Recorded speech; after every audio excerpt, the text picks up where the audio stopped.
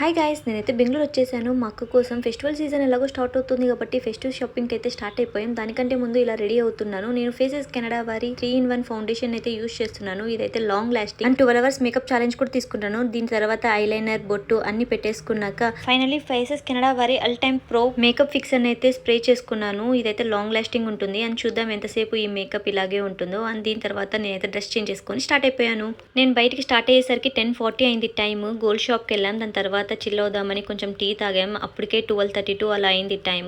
ఇంకా షాపింగ్కి అయితే స్టార్ట్ అయిపోయాం. జీన్సెస్, కుర్తీస్ అవన్నీ చూశాను. అండ్ హీల్స్ అయితే చూశాను.